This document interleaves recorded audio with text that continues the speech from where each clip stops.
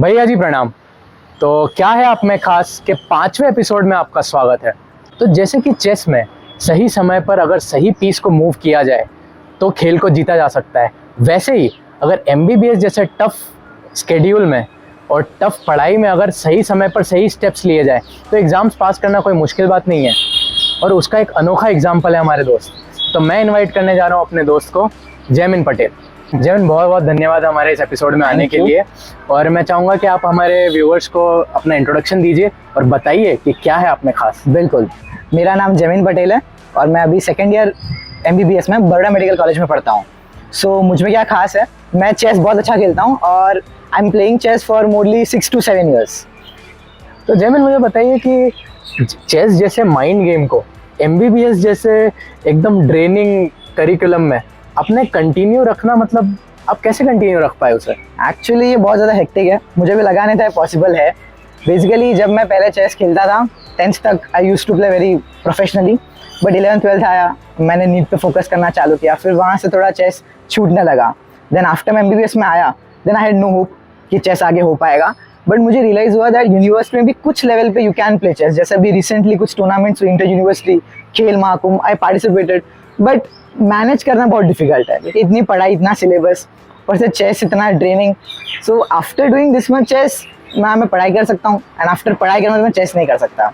सो बहुत हेक्टिक है, but still मेरा पैशन है, सो मैं कुछ भी करके मैनेज करता था।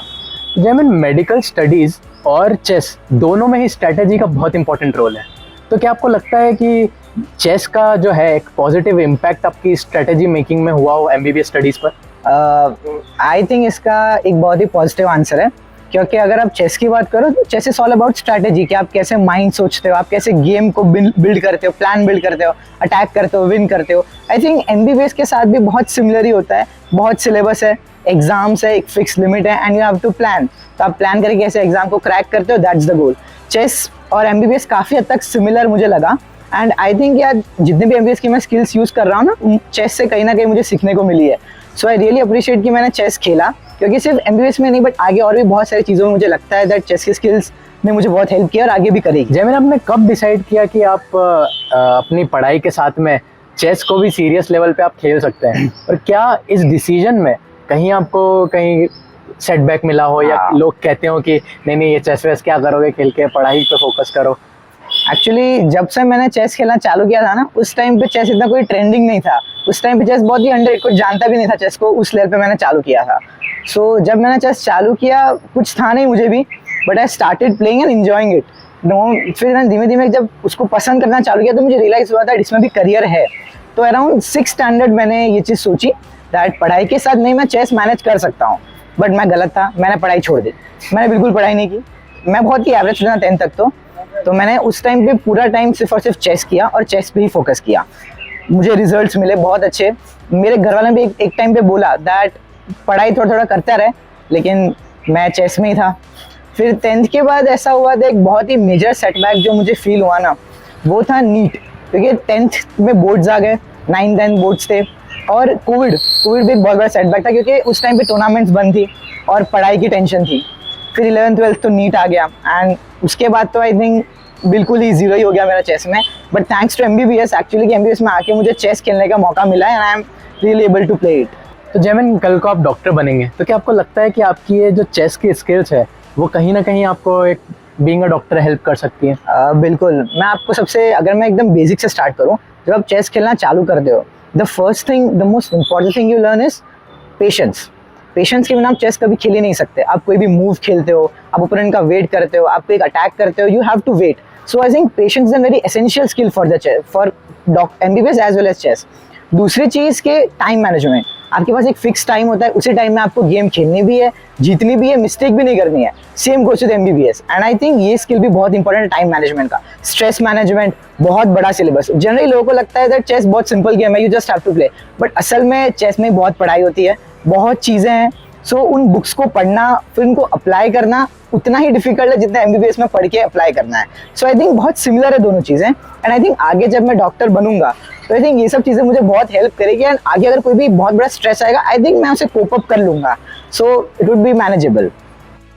जयमिन, कभी आपको ऐसा लगा कि दोनों जो फील्ड्स का प्रेशर है वो आपको एक साथ क्लैश कर रहा हो और वहाँ डिसीजन कि अब किस पे फोकस करना है, किस पे ध्यान देना है, या किसी को एक को ड्रॉप करना पड़ेगा इस टाइम के लिए, तो वो डिसीजन मेकिंग आप कैसे करते हैं और क्या प्रॉब्लम्स आपको फेस करनी पड़ती हैं?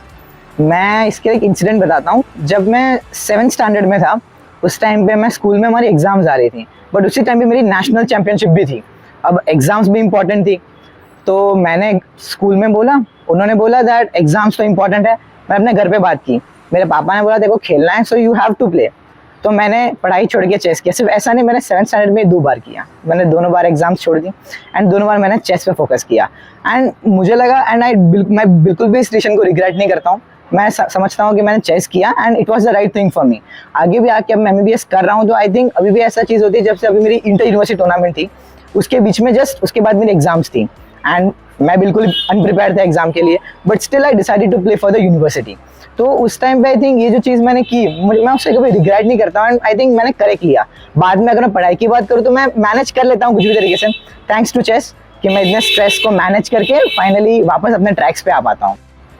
तो जैमिन ये बताइए कि अगर आपके कोई कोलीग हैं या आपके जूनियर है, उनको अगर सेम इंटरेस्ट है अगर चेस में, तो उन लेकिन या फिर पढ़ाई के प्रेशर की वजह से वो अपने इस इंटरेस्ट को सप्रेस कर रहे हैं, तो आपका उनके लिए क्या सुझाव रहेगा?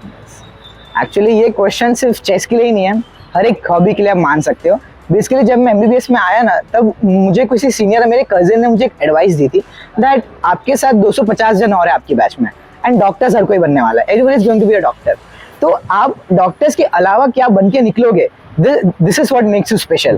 USMLE ये सब CV ये सब तो अलग चीज़ है, लेकिन आप खुद से क्या करोगे, which will build your confidence and make you a better doctor. So अपनी हॉबीज जो है उनको पैशनेटली फॉलो करो। जैसे मैं अगर चेस प्ले कर रहा हूँ तो मैं पढ़ाई के साथ मैनेज कर रहा हूँ, अगर आप भी कोई चीज़ कर रहे हो you have to follow it. And अगर आपको लग रहा है कि टाइम मैच में आपको करना पड़ेगा, it's your hobby and hobby के लिए टाइम निकालने की जरूरत नहीं होती है, इट्स योर हॉबी, सो आप कभी भी कर सकते हो।